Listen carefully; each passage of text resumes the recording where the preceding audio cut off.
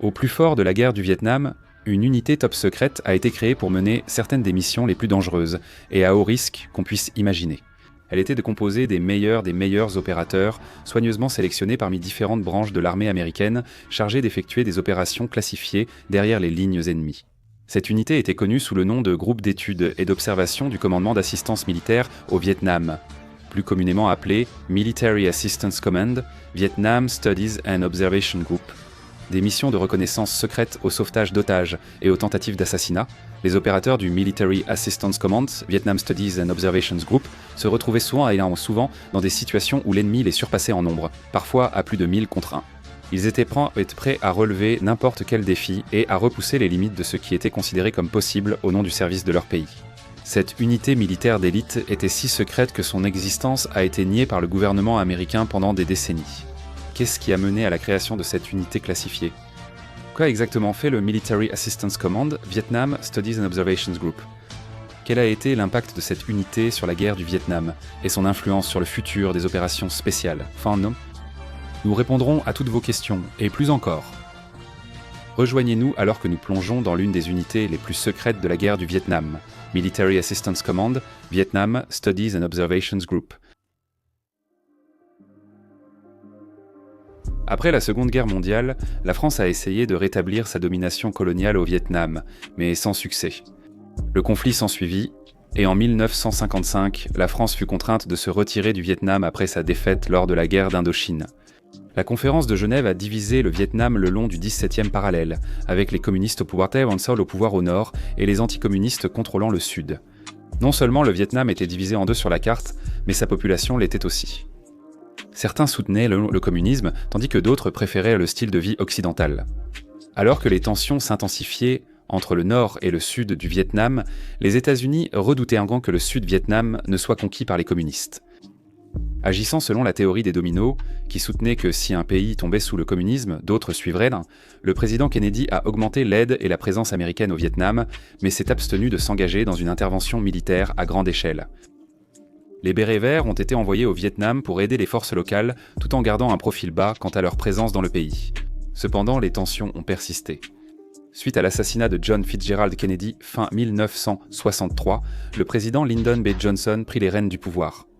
Avec l'instabilité politique qui s'ensuivit au Sud-Vietnam, les choses atteignirent un point de bascule avec l'incident du golfe du Tonkin, et Johnson lança une offensive à grande échelle. L'armée américaine peinait à prendre pied face au Viet Cong et à l'armée nord-vietnamienne, qui utilisait pendant des tactiques de guérilla dans la jungle dense à leur avantage.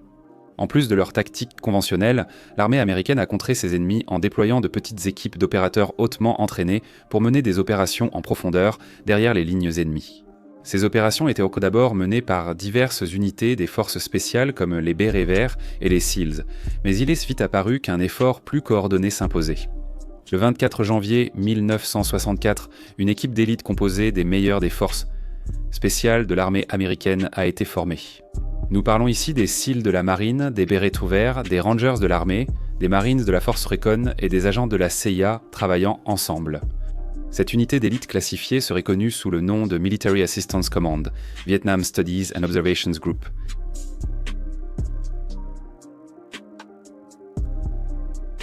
Selon l'annexe A de l'historique du commandement du Military Assistance Command, Vietnam Studies and Observations Group, année 1964, sa mission officielle était de mener un programme intense de harcèlement, de diversion, de pression politique, de capture de prisonniers, de destruction physique, d'acquisition de renseignements, de production de propagande et de diversion des ressources contre la République démocratique du Vietnam.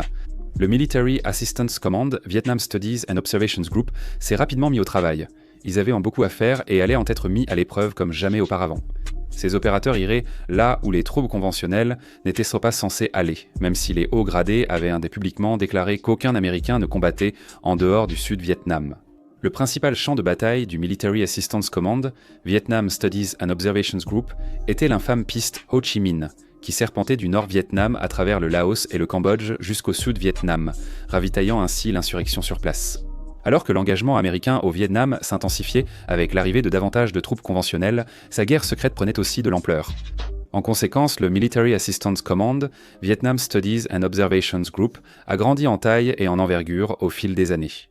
Ces missions ont évolué au fil du temps et comprenaient la reconnaissance stratégique, l'action directe, le sabotage, la récupération de personnel, les opérations psychologiques, le contre-espionnage et l'évaluation des dégâts causés par les bombardements. Avec le temps et le développement, l'unité avait mûri et s'était divisée en 3 commandements géographiques subordonnés qui étaient un commandement et contrôle nord, central et sud.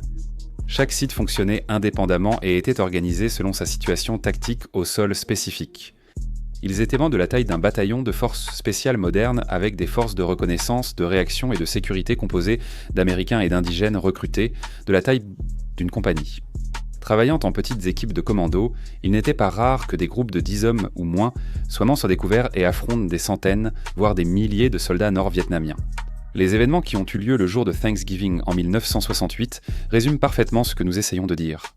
Alors que des familles à travers toute l'Amérique se réunissaient pour partager leur dîner de Thanksgiving, 6 opérateurs du Military Assistance Command, Vietnam Studies and Observation Group, luttaient pour leur survie contre 30 000 soldats nord-vietnamiens dans les jungles d'Asie du Sud-Est. Le renseignement militaire et le commandement devaient savoir où étaient repassées les 3 divisions vietnamiennes disparues, ce qui représentait environ 30 000 hommes.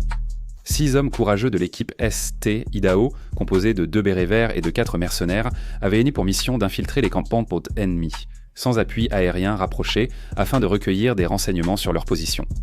À l'heure arrivée au camp, l'ambiance était un peu trop calme. Pendant leur collecte de renseignements, un mercenaire a senti l'ennemi approcher, les poussant à s'exfiltrer. Alors qu'ils quittèrent le camp, des centaines de soldats ennemis sont apparus de nulle part et ont commencé à les encercler. Sergent Idaho a fui pour sa survie, repoussant des milliers de soldats en route vers la zone d'atterrissage. Malgré une forte résistance ennemie, leur hélicoptère d'exfiltration est arrivé in extremis et les a évacués juste avant que l'ennemi n'envahisse leur périmètre. On dirait vraiment une scène de film, non? Et ce n'est qu'une seule mission. On dit qu'une seule journée avec une équipe du Military Assistance Command, Vietnam Studies and Observations Group, pouvait suffire à remplir toute une vie d'histoire. Malgré l'audace et l'unicité de chaque mission, elle suivait généralement le même schéma tactique. Les opérateurs étaient insérés loin de leur cible par hélicoptère ou petites embarcations et progressaient à pied vers leur objectif, évitant les troupes ennemies dans la zone. Les équipes communiquaient avec un avion contrôlé par un contrôleur aérien avancé pour un appui aérien rapproché en cas de problème, ce qui arrivait généralement. Les missions duraient généralement de 3 à 5 jours, des fusillades épiques s'ensuivaient et les petites équipes du Military Assistance Command, Vietnam Studies and Observations Group, étaient constamment traquées par des forces ennemies écrasantes et supérieures. Revenir au camp était aussi difficile. La plupart des missions impliquaient des extractions sous le feu. L'extraction d'une équipe sous le feu, alors que leur périmètre était sur le point d'être submergé, était plus courante qu'exceptionnelle. En somme, les opérateurs du Military Assistance Command, Vietnam Studies and Observations Group, faisaient face à des situations inimaginables pour les autres soldats au Vietnam. En raison de l'intensité des missions qui leur étaient confiées, l'armée américaine niait l'existence du Military Assistance Command, Vietnam Studies and Observations Group. Lorsqu'ils se trouvaient loin derrière les lignes ennemies, ils devaient faire preuve d'une grande discrétion. Beaucoup ne pouvaient supporter d'objets les identifiant comme américains et utilisaient souvent des armes étrangères pour tromper l'ennemi. Mais cela allait encore plus loin que ça. Parce que les opérateurs du Military Assistance Command, Vietnam Studies and Observations Group étaient tellement efficaces et que était devenu un tel problème pour le Viet Cong, l'ennemi avait littéralement créé des équipes spéciales de traque anti-Military Assistance Command, Vietnam Studies and Observations Group, pour les chasser dans la jungle. Puisqu'un pisteur professionnel pouvait faire la différence entre l'odeur des excréments de quelqu'un selon qu'il mangeait un régime américain ou local, les membres devaient consommer de la nourriture locale, des boissons locales et fumer des cigarettes vietnamiennes, pour éviter même la moindre possibilité d'être détectés. Servir dans cette unité signifiait implicitement recevoir un Purple Heart ou repartir dans un sac mortuaire.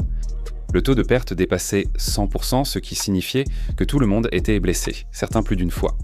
Malgré cela, le courage et l'ingéniosité de McVistog lui ont valu la réputation d'être l'une des unités d'opération spéciales les plus efficaces et redoutées de la guerre du Vietnam, avec un ratio de 158 ennemis tués pour un seul homme perdu, le plus élevé de toute l'histoire militaire des États-Unis. Au fil des années, l'armée américaine a commencé à se retirer progressivement du Vietnam et à réduire ses opérations. Après 1970, l'ampleur et l'intensité des opérations du Military Assistance Command, Vietnam Studies and Observation Group ont commencé à diminuer. En 1971, le 5e groupe des forces spéciales, principale source de volontaires pour l'unité, est rentré aux États-Unis. Avec l'imposition de restrictions du Congrès sur les opérations militaires, le personnel américain s'est vu interdire d'accompagner les opérations au Cambodge et au Laos. Finalement, le 30 avril 1972, le Military Assistance Command, Vietnam Studies and Observation Group, a été désactivé. Malgré sa dissolution, l'unité influence toujours les opérations spéciales américaines actuelles.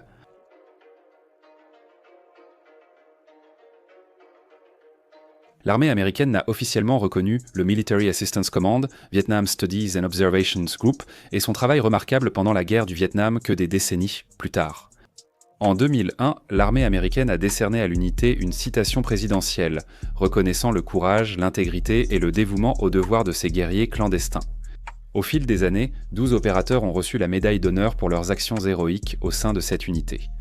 Il est important de noter que le Military Assistance Command, Vietnam Studies and Observation Group, a essentiellement ouvert la voie aux actuelles forces spéciales interarmées. 8 ans après sa dissolution, le Pentagone a dû créer une organisation similaire, la Force Delta. Le colonel Charles Beckwith, fondateur de la Force Delta, avait précédemment servi au Military Assistance Command, Vietnam Studies and Observations Group. Cela lui a donné un aperçu de l'apparence d'un tel commandement militaire. Tout comme le Military Assistance Command, Vietnam Studies and Observations Group, la Force Delta a rassemblé les meilleurs opérateurs de l'ensemble de l'armée américaine au sein d'une unité d'élite. Cette fois, ils combattaient le terrorisme, pas un ennemi comme le Viet Cong. L'héritage du Military Assistance Command, Vietnam Studies and Observations Group, se perpétue dans de nombreuses unités des opérations spéciales influencées par ses tactiques et méthodes. Les missions audacieuses et périlleuses de l'unité ont influencé l'utilisation des forces spéciales dans la guerre moderne. Ses membres comptaient parmi les guerriers les plus entraînés et expérimentés de la guerre du Vietnam, et leurs sacrifices ainsi que leurs réalisations ne seront pas oubliés. Pour des récits de première main sur l'expérience au sein de MAC-V-SOG, nous vous recommandons le livre SOG, les guerres secrètes des commandos américains au Vietnam, de John Plaster. Le Major Plaster, vétéran du Studies and Observations Group avec 3 missions à son actif, a raconté son expérience de travail avec ces authentiques dévêtements guerriers américains. Il offre un récit détaillé et captivant des opérations étonnantes du Military Assistance Command, Vietnam Studies and Observations Group derrière les lignes ennemies. Le lien du livre est dans la description ci-dessous. Pour plus d'informations, visitez jeandicharge.com. Vous trouverez toutes nos vidéos sur notre chaîne, avec même une boîte à suggestions pour nous proposer vos idées. Le lien de notre site web sera aussi dans la description. Eh bien, voilà l'essentiel de MAC-V-SOG. Si cette vidéo vous a appris quelque chose, n'oubliez pas de liker et de vous abonner. Comme toujours, merci de votre visionnage. Est-ce que tu veux vraiment être ici ? Un grand merci à tous nos membres YouTube et à nos mécènes sur Patreon.